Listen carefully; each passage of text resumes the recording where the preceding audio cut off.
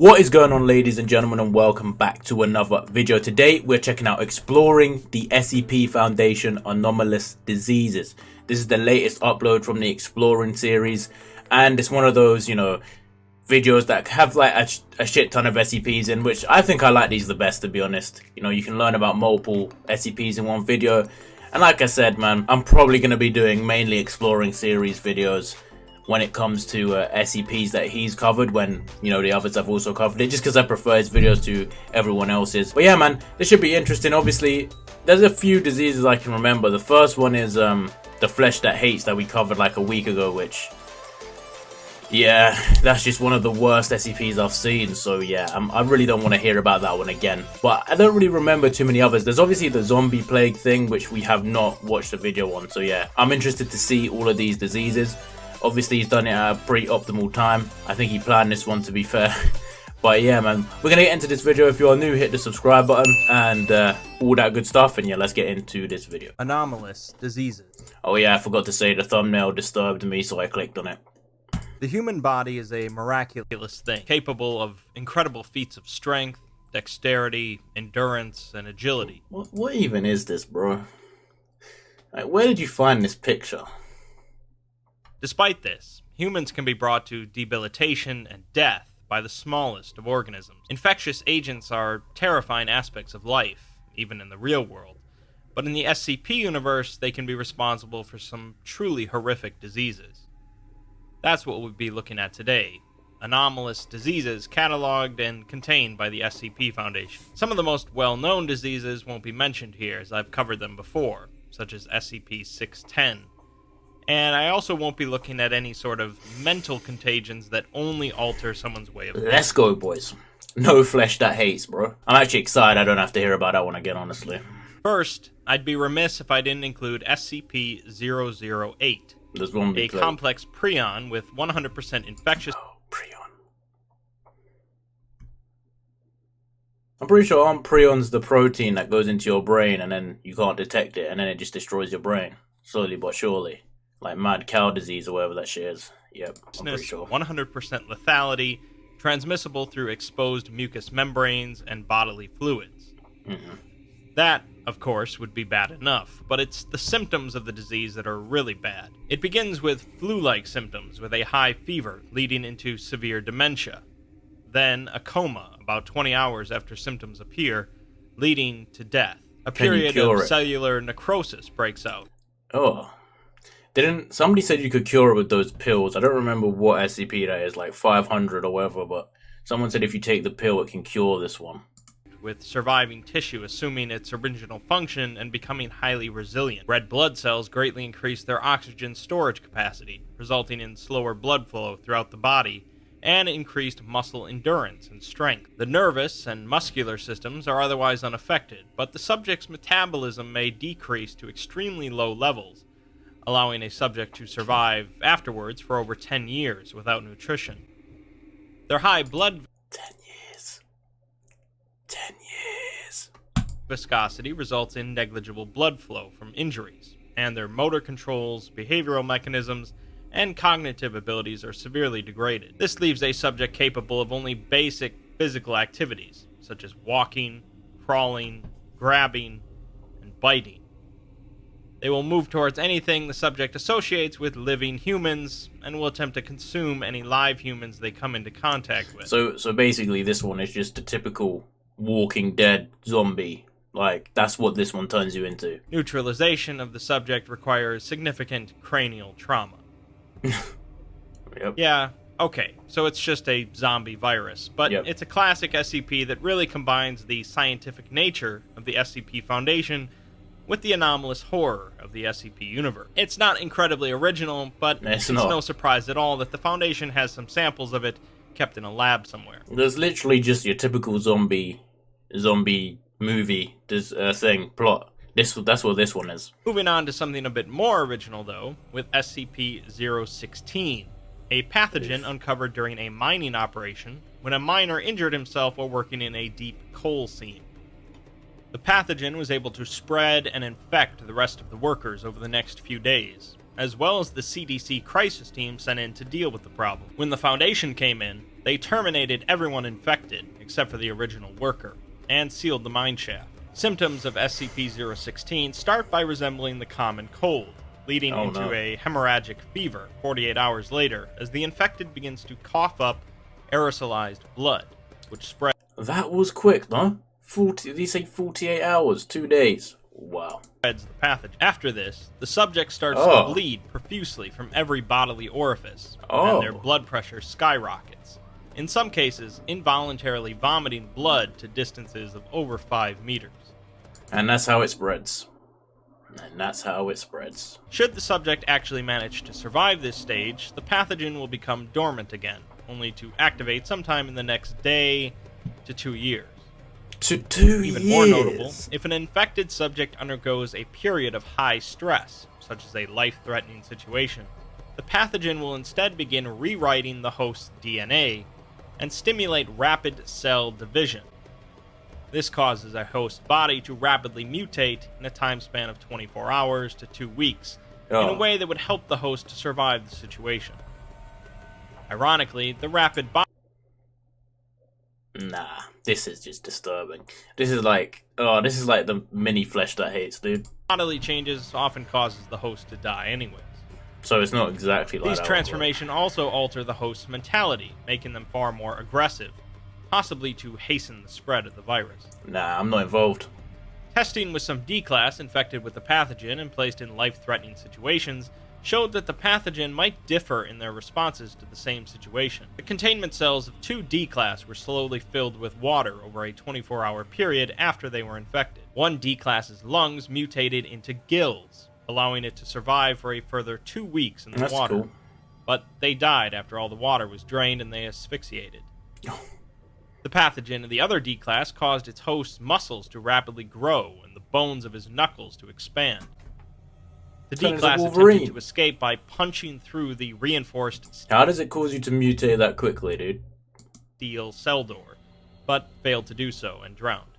Mm. The cell of a third D-class was also filled slowly with water, but this D-class had a background in chemical engineering. During the crisis, the pathogen caused the subject to grow an unusual organ on his chest, consisting of a chamber and 2 separate tubes. The organ took in water and swelled in size. Since it seemed that the organ was going to function as some sort of explosive, the D-class was terminated by gunshot. Good choice. Good choice.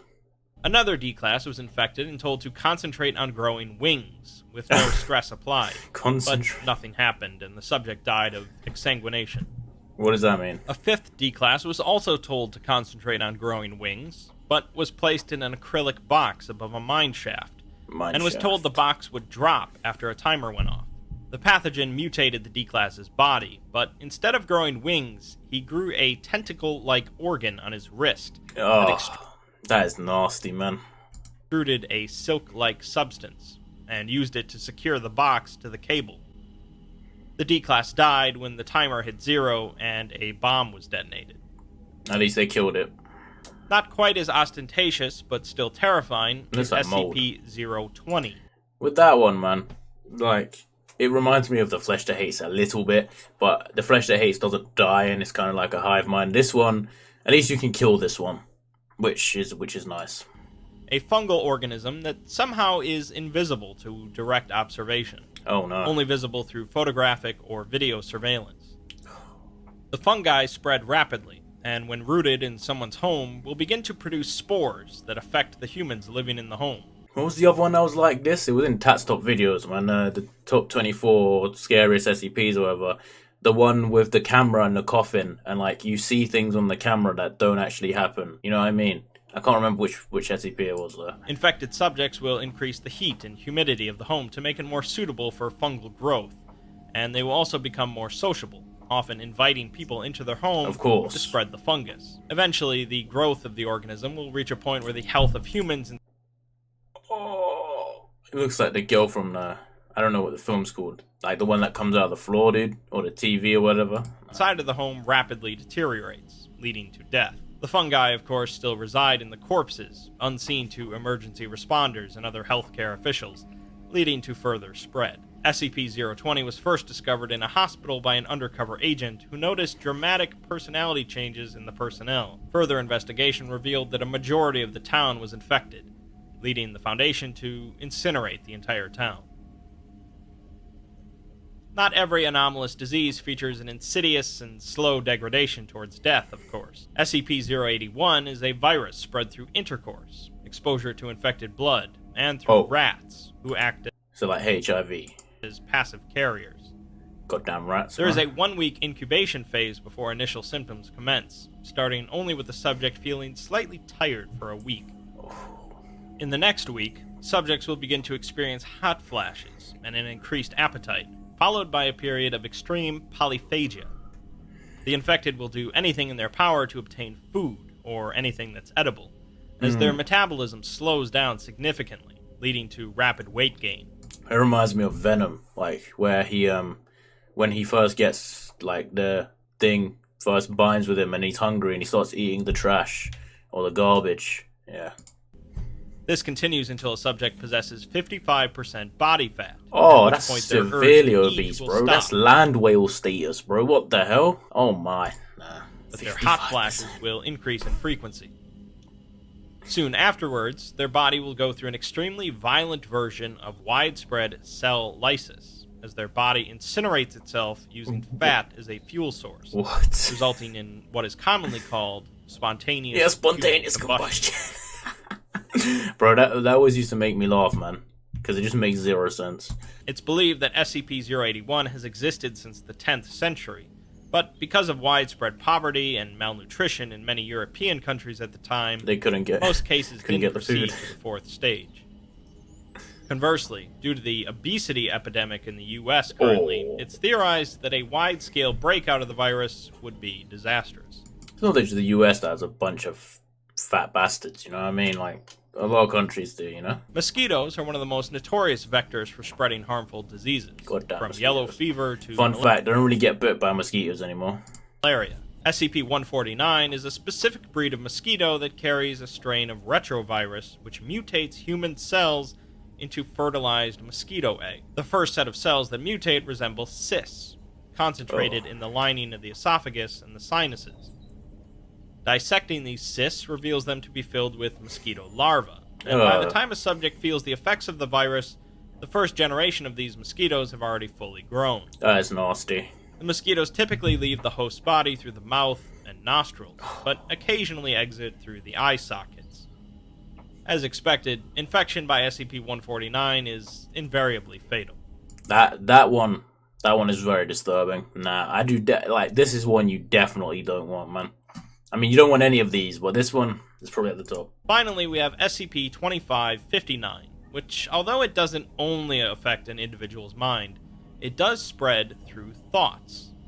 Oh my. Basically, if someone believes that they have been infected by SCP... We've had every different vector, man. We've had, like, the blood one. We've had the, the bug-related one. Now we've had the mind-related one. What the hell? We've had the zombie plague, bite-related. Like, what's going on? 2559, they will become infected. There is no other known way of spreading the virus. Wait, what did he say if you know about it? Been infected by SCP-2559, they will become infected. But they have spread. Basically, if someone believes that they have been infected by SCP-2559, they will become infected. That is messed up. There is no other known way of spreading the virus.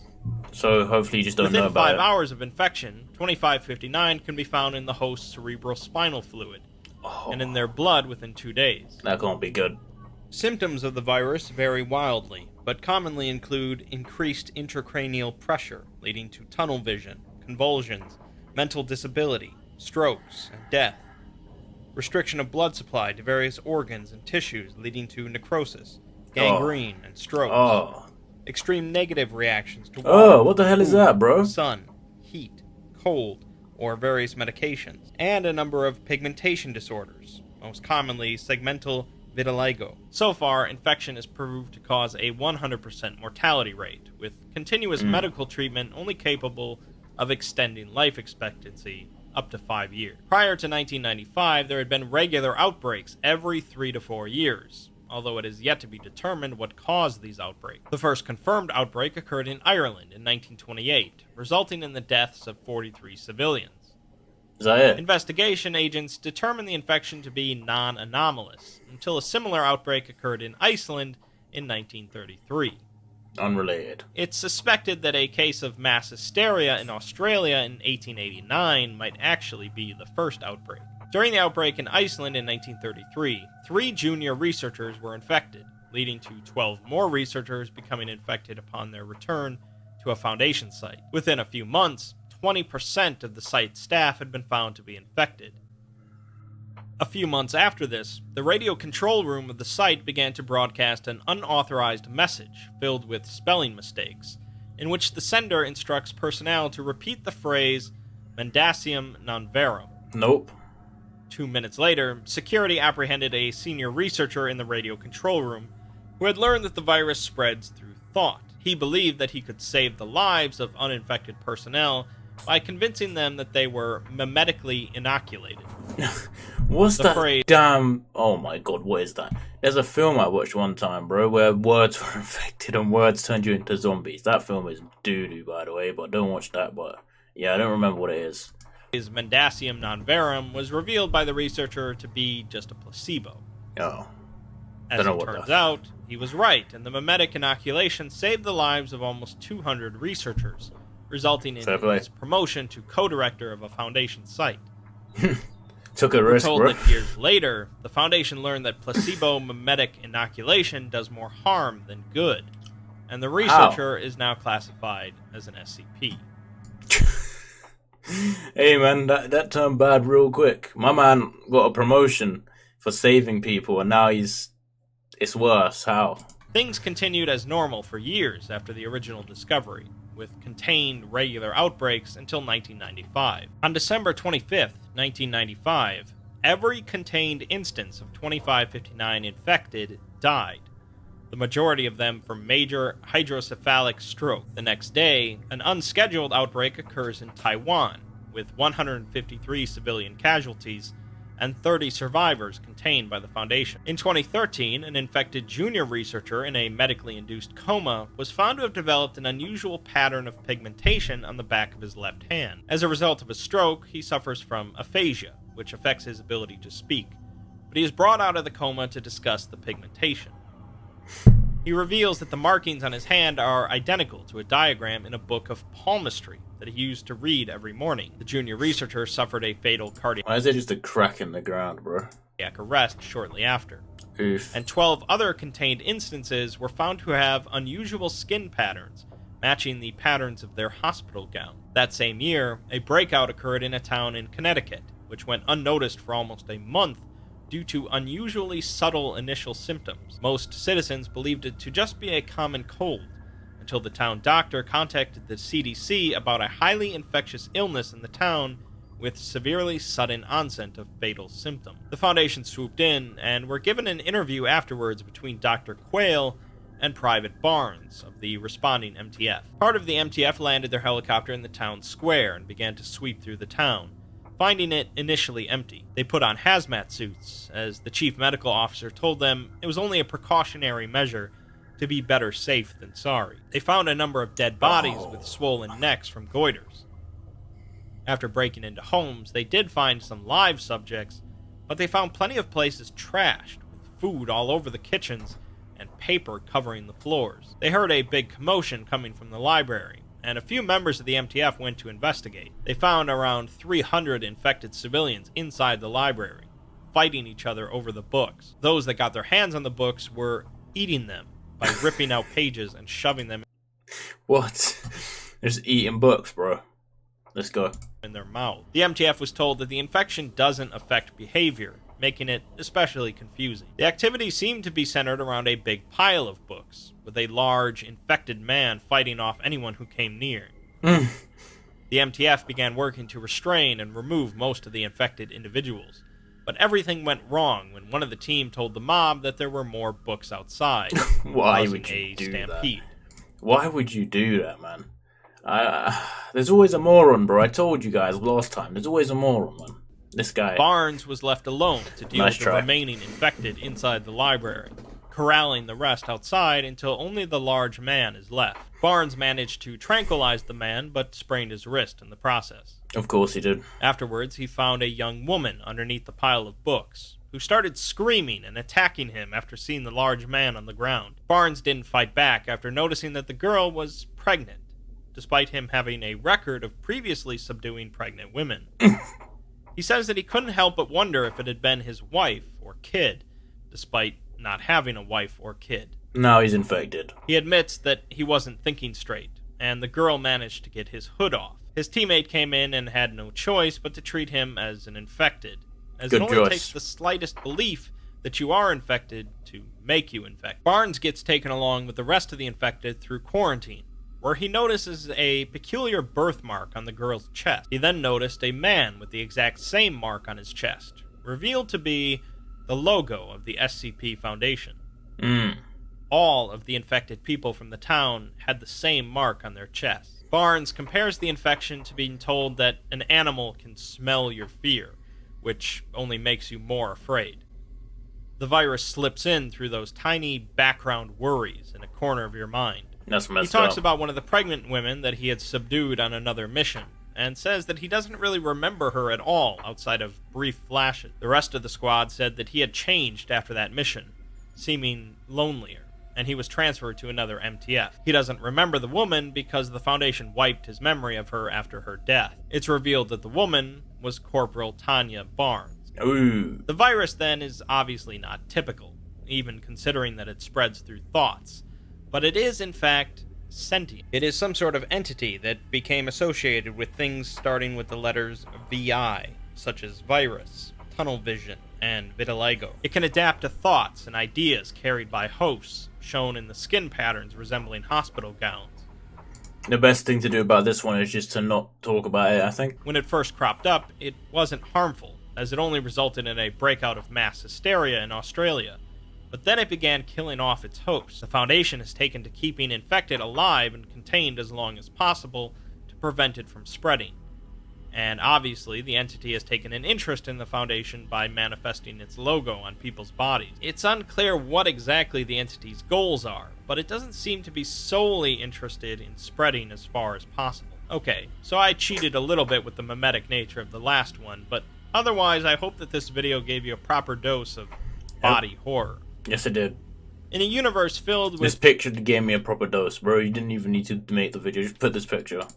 scary stuff, diseases can still be pretty unsettling, as anomalous reflections of the horrors of the real world. In our universe, we can typically avoid diseases through precaution and cleanliness, but disease is still a long ways from becoming only a fictional horror. Correct. Oh, no quote, bro. God damn, you couldn't find a quote. That's the end of this one. That was kind of disturbing. I mean, like I said, the picture at the start was pretty bad. I didn't realize there were so many of these anomalous diseases in the SCP Foundation. Obviously, I only know about 610 and 008. And 008 is pretty much just a standard zombie disease, but the rest of them, I mean, they have one for almost every type of disease you could ever think of, right? Every type of transmission, you know, every type, they have one. And that last one, man, he spent like 10 minutes talking about it. Yeah, that one, I think the best form of stopping it is to just not talk about it, you know what I mean? I don't really understand how it thingies, like, people get it through thoughts, and then, like, when you think you're infected, you actually are infected. That's kind of messed up, dude. I don't know, that's probably the worst one of the lot, you know? But yeah, thank you for watching this video, man. Be sure to leave a like and subscribe, and I'll see you all next time.